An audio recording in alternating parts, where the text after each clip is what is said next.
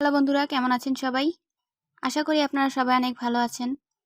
আমার আজকে ড্রয়িং টিউটোরিয়ালে আমি আপনাদের সাথে একটি ড্রাগন ড্র করা টেকনিক শেয়ার করব।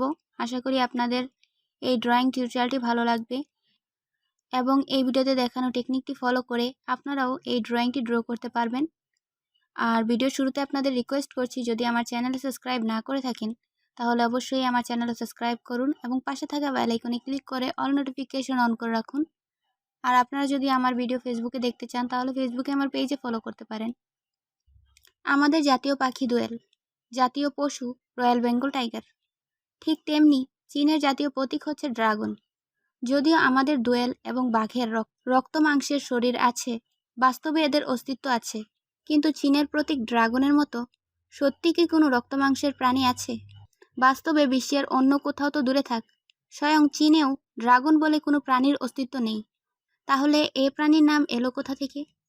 চীনের ড্রাগনের দৈহিক আকৃতি যেমন ভয়ঙ্কর বিশাল, পৃথিবীতে আছে বা ছিল এমন কোনো প্রাণীর সাথে তার মিল নেই। না কুমির, না গিরগিট, না সাপ, কোনোটাই নয়। সব মিলিয়ে যেন এক গা হিম ধরানো মূর্তি। লকলকে জিহ্বা, যেখান দিয়ে বের হচ্ছে গনগনে আগুন। কারু মাথা একটি, কারু মাথা আছে একাধিক। গিরগিটের মতো লেজ, 4টি পা, তবে তাদের সত্যিকার অস্তিত্ব কোথাও নেই। আমাদের সকলের শৈশব কেটেছে রূপকথার গল্প শুনে। রূপকথার সেই চরিত্রগুলির মধ্যে অন্যতম একটি চরিত্র হলো ড্রাগন। কাল্পনিক হোক বা বাস্তবেই হোক, ড্রাগনের চিন্তাটি এক একজনের কাছে এক এক রকম। অস্তিত্বহীন রূপকথার রাক্ষসের মতো গল্প কাহিনীতে নাম আছে, বাস্তবে নেই। তারপরও এটি এমন এক প্রাণী হিসেবে চীনারা মনে করেন, যার রয়েছে সুবিশাল ভয়ঙ্কর দেহ, আগুনের মতো জ্বলন্ত দুটি চোখ, আছে গিরগিটের মতো লম্বা লেজ, কারু আছে কয়েকটি মাথা, মুখ দিয়ে আগুন বের করে।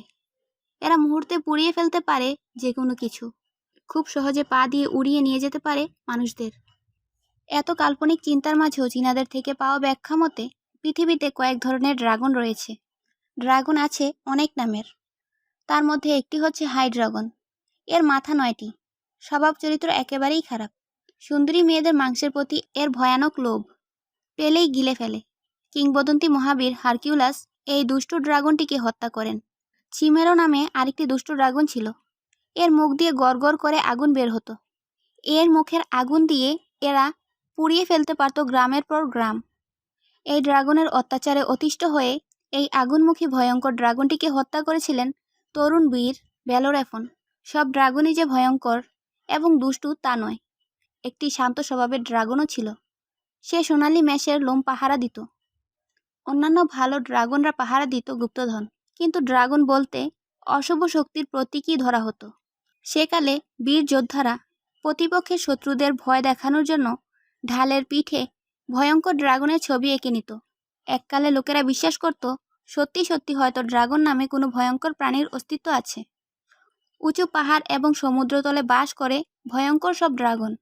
এরা যে কোনো মুহূর্তে সামুদ্রিক জাহাজ শুদ্ধ গিলে ফেলতে পারে। কিন্তু সত্যি সত্যি ড্রাগন বলে আগেও কিছু ছিল না, এখনও নেই। তাহলে এই ড্রাগনের নামের কাল্পনিক কাহিনীটি এলো কোথা থেকে বা কেমন করে? বিজ্ঞানীরা বলেন, আজ থেকে লাখো বছর আগে পৃথিবীতে বাস করত ডাইনোসর নামের সরীসৃপ জাতীয় প্রাণী। সেগুলো দেখতে ড্রাগনের মতোই ছিল। প্রাগৈতিহাসিক যুগের ডাইনোসরের গল্প চীনাদের কাছে একটা ড্রাগন হয়ে ধরা দিয়েছিল। কিন্তু ড্রাগন শব্দটি ডাইনোসর শব্দ থেকেই এসেছে। আপনাদের কি মনে হয়, পৃথিবীতে কি কখনো ড্রাগনের অস্তিত্ব ছিল?